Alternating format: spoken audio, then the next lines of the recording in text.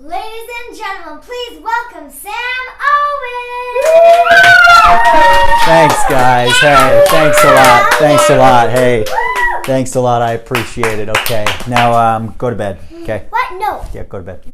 Work-life balance. That's what we're going to be talking about today.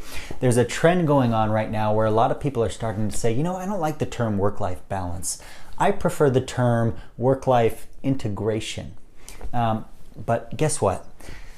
That's just something people say when they have sucky work-life balance. I mean, do you think your kids want you integrating your work with their lives? Dad.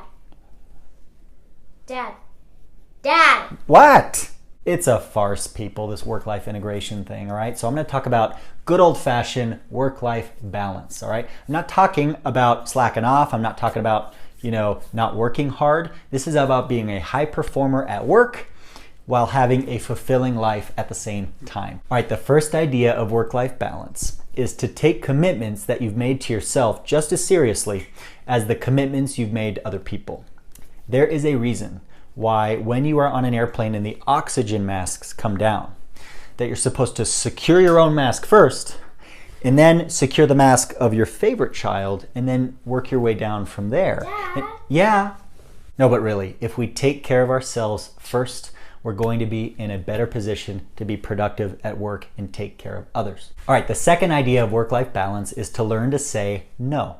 And I'm not talking about just saying no to everyone. I'm talking about the art of saying no. There are a lot of ways to say no without actually saying the word. The first thing you can do is ask for the logic behind the request and have a discussion around it.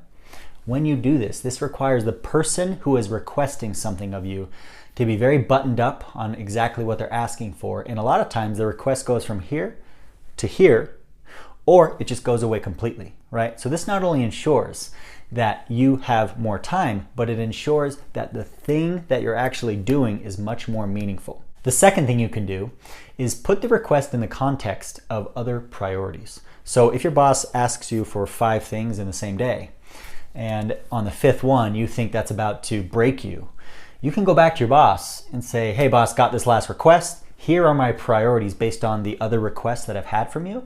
And this is the order that I think they should be on. Do you agree with that? And that always facilitates a great discussion. Either the request goes away or it gets narrowed in scope and ensures that you are working most efficiently on the right things. Third idea is to do as your manager says, not as your manager does.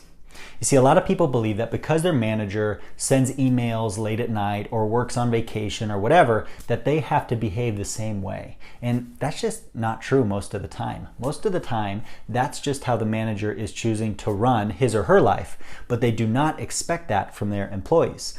So the critical piece to this is to make sure you're having a discussion with your manager to clarify expectations so that you can do what your manager says and not as your manager does. The fourth idea is to never say to yourself, if I can just get through the next 3 months, then things will get better.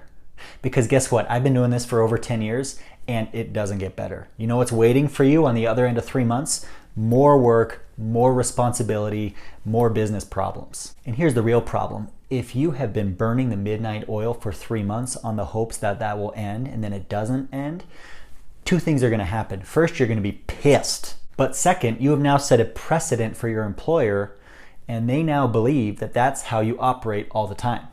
So don't do it. And the 5th and final idea is to allow yourself some exceptions. I know this stuff is easier said than done. There's going to be times where you got to hop online at night. There's going to be times when you got to work late. There's going to be emergencies. But the key is to make sure that those things are the exception and not the norm. All right, guys, good luck with balancing your work and your lives.